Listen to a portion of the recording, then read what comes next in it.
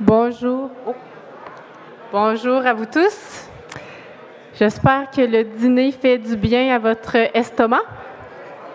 Je ne sais pas si vous avez gardé vos oreilles pour la traduction, mais pendant que vous allez dîner, pendant que vous allez vous restaurer, on a un invité spécial qui va venir vous présenter une autre vision du développement durable. Et notre invité spécial, je vais me dépêcher parce que ma fille voudrait que j'aille l'allaiter. Elle aussi, elle a faim. Alors, j'ai le plaisir de vous présenter l'honorable Romeo Saganash, qui est notre député pour Abitibi-Baie, James-Nunavik-Eeyou et Nunavik, qui est aussi le porte-parole adjoint en affaires intergouvernementales autochtones et qui va venir nous présenter la perspective des peuples autochtones sur le développement durable. Alors, Romeo Saganash, s'il te plaît, fais-nous le plaisir.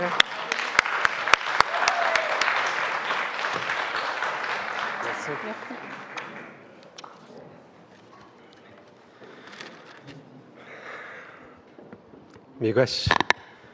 미고시 그들던 이스템 나 스타원 시제슨 가베주 상관 제지베지 히드고 주다 나 스타버겐 시제슨 제지 제지 빠스트만 비스타네 데이터만이 우제건 가야이 무히기약 나 스타버게 무이나스킨 니미에iten가 다야노트 it's 스페이스가 우에두 스테츠 목막 비스테지 베지 미히드고 Moi n'imietem higon n'gag same gang as do the man.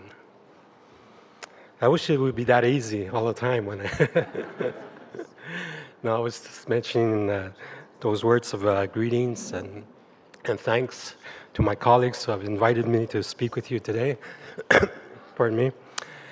On such a fundamental and important aspect for 15 minutes. That's the sad part of it. They've asked me to stay here on a Friday rather than going to my riding, speak to you for 15 minutes. I'm not happy with that. But I've been asked to speak about sustainable development and First Nations, Inuit, Métis people in this country.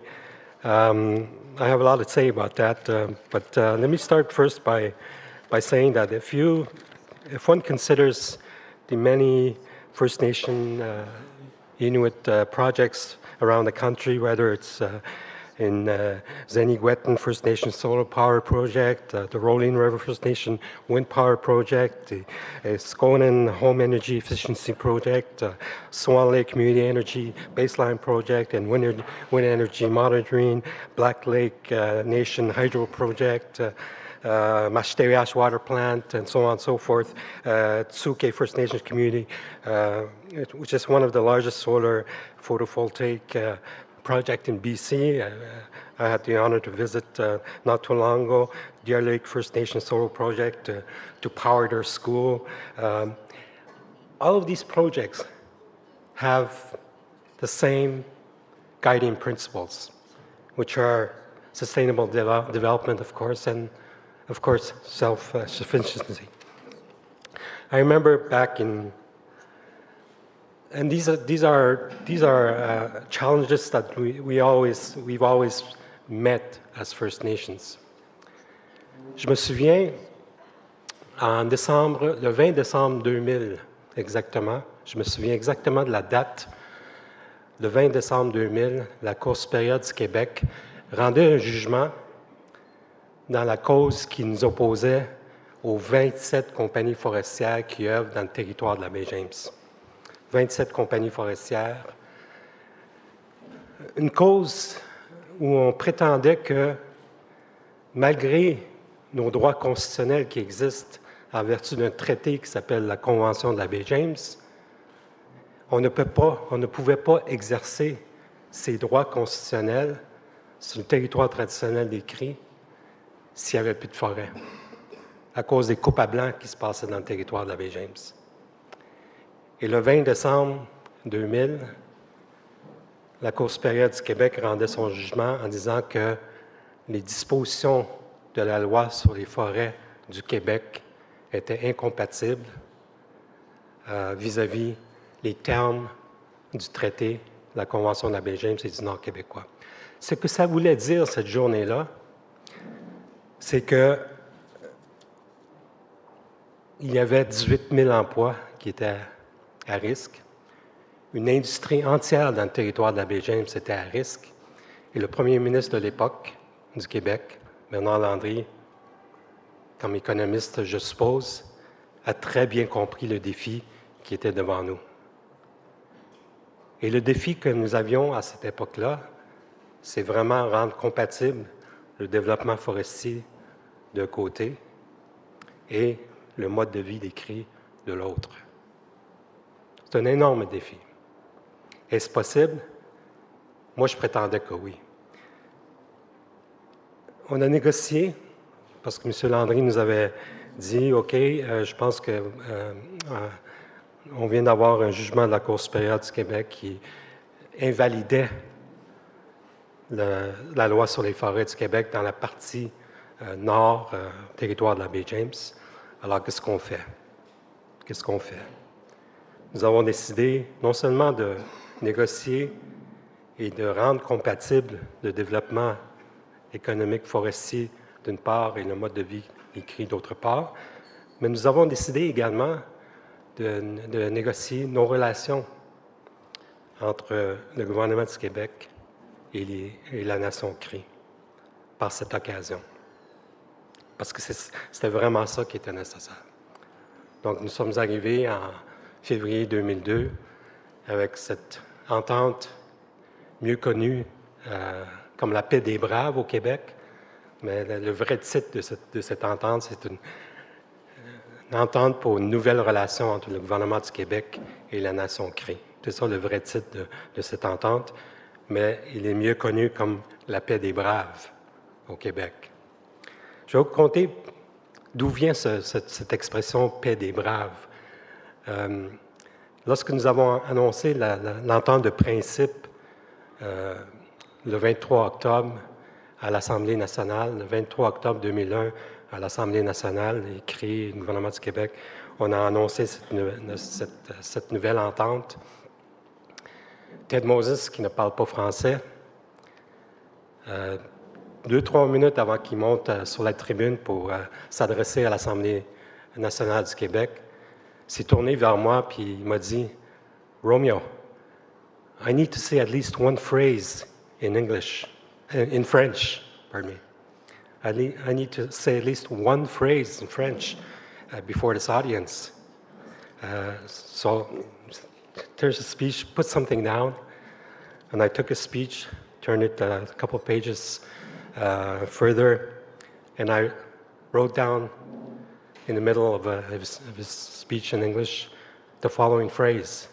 Aujourd'hui, nous enterrons la hache de guerre, nous faisons la paix des braves.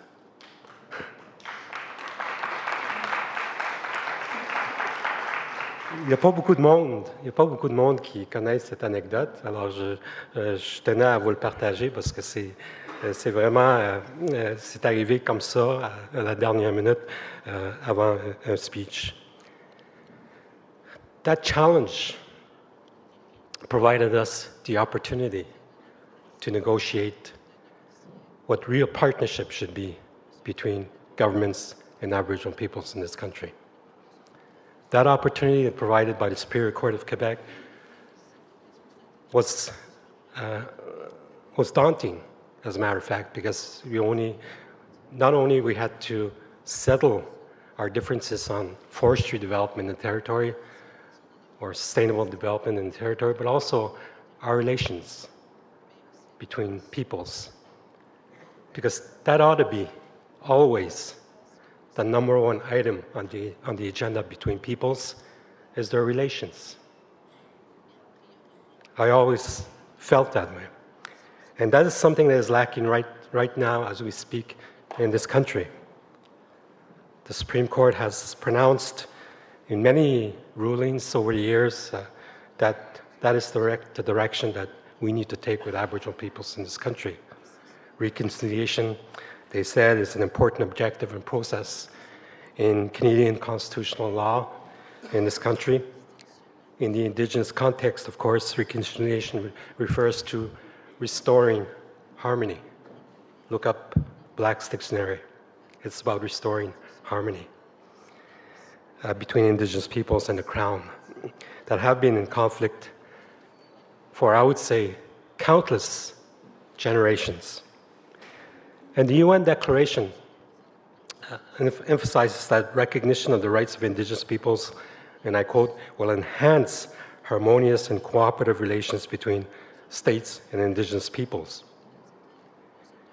In the Haida Nation case of 2004, the Supreme Court of Canada highlighted that reconciliation, and I quote, is not a final legal remedy in the usual sense. Rather, it is a process flowing from the rights guaranteed by Section 35(1) of the Constitutional Act of 1982. This process of reconciliation flows from the Crown's duty of honorable dealings with Aboriginal peoples, end of quote. So the court recognized in the Haida case 10 years ago already the need, and I quote, to reconcile pre-existing Aboriginal sovereignty with presumed Crown sovereignty, end of quote. That's where we are at today. I was traveling the day that the Prime Minister expressed his apology to former residential school students like I attended residential school for 10 years. And I heard the words that he spoke in that room not far from here. I was traveling that day back to Geneva to negotiate the UN Declaration on the Rights of Indigenous Peoples. For 23 years, 10 days a year, we would gather in Geneva, one of the largest forums, if not the largest forums at the UN, to talk, discuss, and negotiate the terms of the UN Declaration. And the very next day after that apology, Canada was still denying the most fundamental rights of Indigenous peoples in this country. The very next day. You cannot say, I'm sorry, on one hand, and continue to deny the very basic rights of those people you said I'm sorry to, on the other hand. It doesn't work that way. Even a kindergarten child would understand what an apology is. So that is the path we need to embark on in this country. And resource development is an important part of the agenda of this Prime Minister. And he ought to understand that. He ought to understand that resource development near or in Indigenous lands and territories. And because the question often arises whether, if you take the terms of the UN Declaration, free, prior, and informed consent of Indigenous peoples, concern is a legal standard. It is in constitutional law, in international law today. In the Haida case that I referred to earlier, the Supreme Court indicated that the high end of the spectrum of consultation requires, and I quote, full consent of the Indigenous peoples concerned on very, very serious issues. Now, the Supreme Court in the Haida case never, of course, indicated what serious matters or serious issues are. But in the Indigenous context, I would argue that very serious issues are related to development projects, biodiversity, climate change, food insecurity, land and resource dispossession, loss of culture, and human rights violations. These are all very serious issues for the Supreme Court, for us. And thus the necessity, I believe, to go on that path. Très souvent, lorsqu'on parle des questions autochtones en ce pays, très souvent les gens pensent que ce sont des questions trop complexes, trop compliquées. Mais savez-vous quoi? Et voici la bonne nouvelle. Savez-vous quoi? elles n'ont pas besoin d'être complexes et compliquées. Jamais. Tant qu'il y aura de la volonté politique de s'asseoir et de régler les dossiers autochtones dans ce pays, on n'est pas dépourvu d'imagination politique, à mon avis. Prenez, par exemple, la Convention de la Baie-James dont je parlais plus tôt, un document qui fait au-delà de 500 pages, amendé et modifié depuis 1975 à au moins 25-26 reprises. Un document très, très complexe, du point de vue juridique, du point de vue politique, du point de vue social également. Très complexe document, mais c'est un document qui a pris 1 an à négocier, seulement.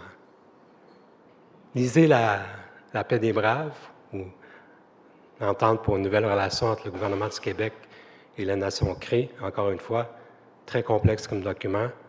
Le chapitre 3 qui concerne le développement forestier dans le territoire de la Baie-James, très technique et complexe. Ça a pris 3 mois à négocier ça. Alors, quand il y a volonté politique d'aller dans ce sens-là, ce ne sont pas des questions qui sont complexes ou compliquées.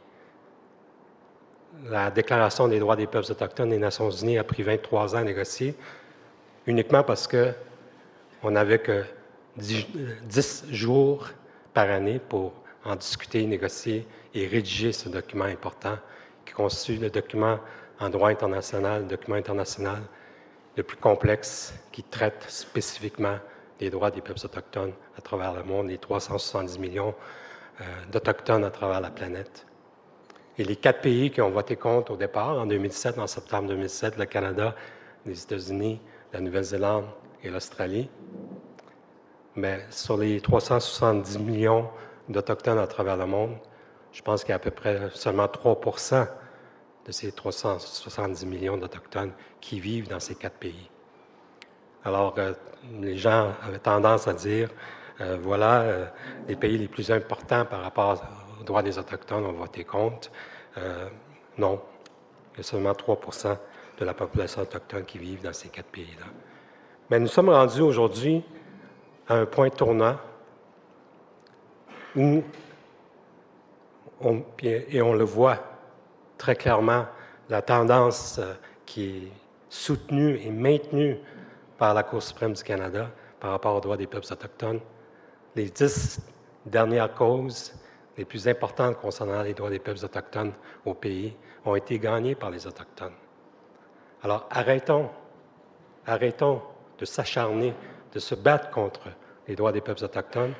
Je pense qu'on mérite de s'asseoir ensemble, on mérite de prendre cette route de réconciliation qui nous est proposée par les différents jugements et les documents internationaux comme la Déclaration des droits des peuples autochtones des Nations unies. C'est la direction qu'on doit prendre dans ce pays. Et je pense que, dans une certaine mesure, il est important de réaliser qu'à travers l'histoire du Canada, les Autochtones est le seul groupe au pays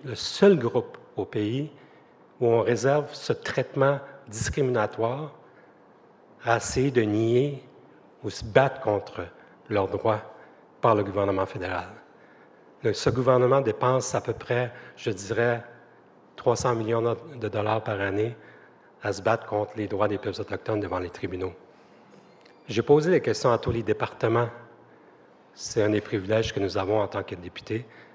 À tous les ministères, j'ai posé la question « Combien dépensez-vous par année depuis 2002 à vous battre contre les Autochtones devant les tribunaux? » Il n'y a aucun ministère, sauf le ministère des Affaires autochtones, de toute façon c'est connu, ces chiffres, mais aucun autre ministère n'a daigné répondre à ma question en disant tout simplement « ce n'est pas le genre de statistiques ou d'informations que nous gardons. » Mais je vais continuer à me battre pour faire en sorte que ce chiffre soit connu parce que c'est des ressources, à mon avis, qui sont mal dépensées. Arrêtons de nous battre et assoyons-nous ensemble pour régler ces questions-là. Je disais plutôt que, je ne sais pas combien de temps il me reste, Anne est partie à l'été, je pense. So my essential point, they told me I had 15 minutes. I think I'm close to that already. But the chairperson's not here, so I'll just continue. I think one of the aspects that I've tried to insist over the years in my work as legal and political advisor to the Grand Council of the Cree is always the fact that these questions do not need to be complicated. Where there's political will, there is a way to deal with these complicated, sometimes complex issues, but like I said, they don't have to be. I've worked for more than 23 years with the UN system in the discussions and negotiations that led to the adoption of the UN Declaration on the Rights of Indigenous Peoples. It took 23 years of work, 10 days a year in Geneva. For people who've never experienced that in terms of multilateral negotiations, those negotiations were it. Because the working group on the UN Declaration had some 600 to 1,000 participants every year. So if we had agenda items that we needed to deal with, we had 30 seconds or a minute to speak to them. That's how difficult these negotiations were. But nevertheless, after 23 years of discussion and negotiation and drafting, the UN Declaration was adopted in 2007 by the UN General Assembly. And as Ban Ki-moon said, the UN Secretary General, that document is the roadmap, the blueprint to reconciliation between Indigenous peoples and states. And I think he's right. I think he's right, and that's what we've been trying to apply in our discussions and negotiations over the years. As you probably know, I worked for more than 25 years with the Grand Council of the Cree, Northern Quebec, in different capacities, a negotiator, spokesperson, and so on and so forth.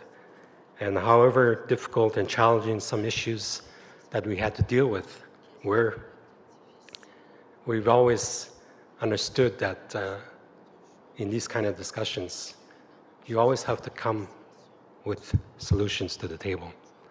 And it's not just a matter of negotiating. You have to bring solutions to the table. And that is the way we've always moved forward with the Grand Council of the Cree. I spoke about the Paix des Braves, which is an important document for the Cree in Northern Quebec, pertaining to resource development. And in that discussion and negotiation, one of the basic principles that we've tried to apply, or guiding principles that we tried to apply in these negotiations, is really to try to find always the balance between development, social concerns, and environmental preoccupations of the people. It's not always easy to find that balance, but it's achievable when there's political will at the table of negotiations. It's not always easy to do that. I have a private member's bill that will be up for debate sometime early next year, I believe. It's C-469. It's a private member's bill that will oblige that every legislation that comes through Parliament is in compliance with the UN Declaration on the Rights of Indigenous Peoples. We have that.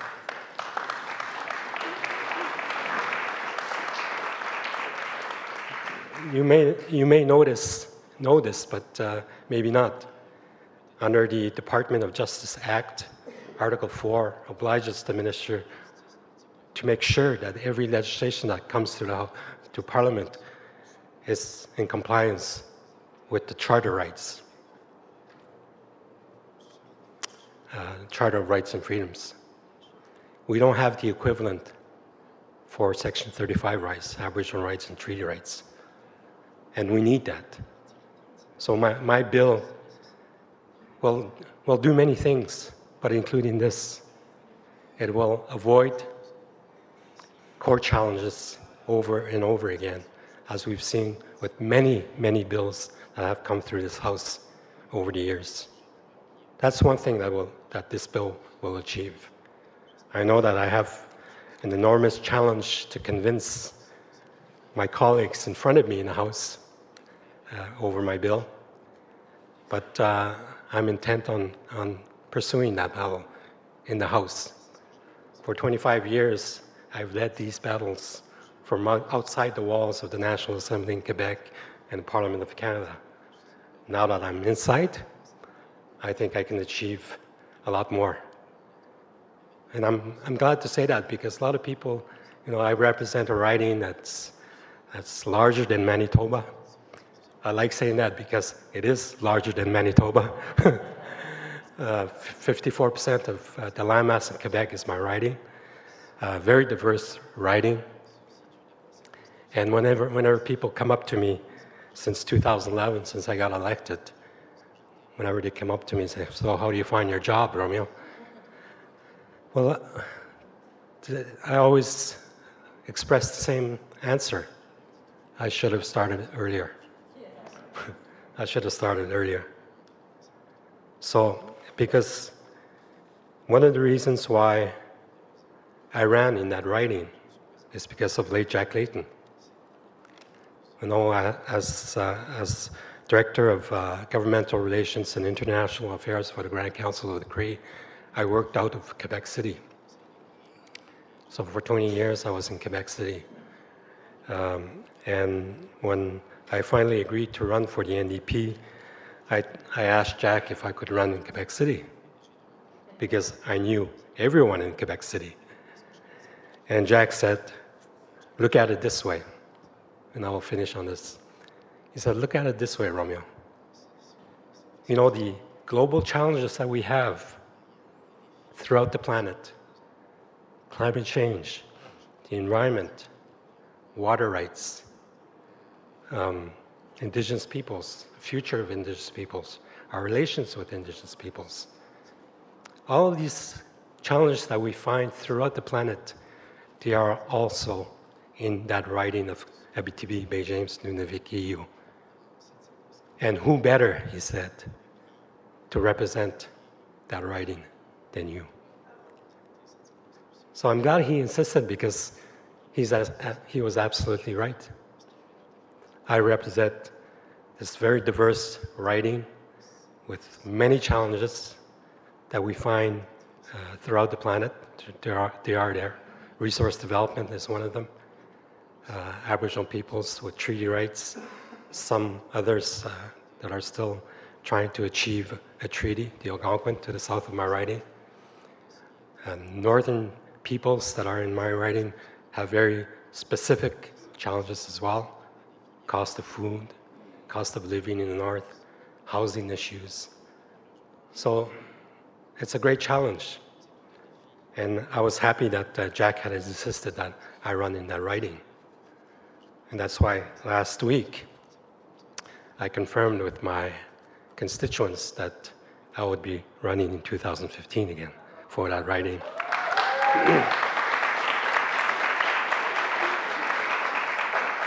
So again, I want to thank my colleagues for having invited me to speak here today. I wasn't really sure what to talk about. I'll just talk about the development, sustainable development.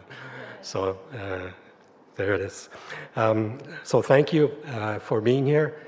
I think the issues that you are discussing are important issues for the future of this country. We have many challenges in front of us still. But like I said, I'm willing to be part of the solutions and move forward from here on.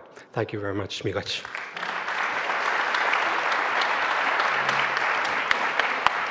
Romeo. Alors, merci beaucoup, Romeo Saganash, pour votre excellente présentation. À chaque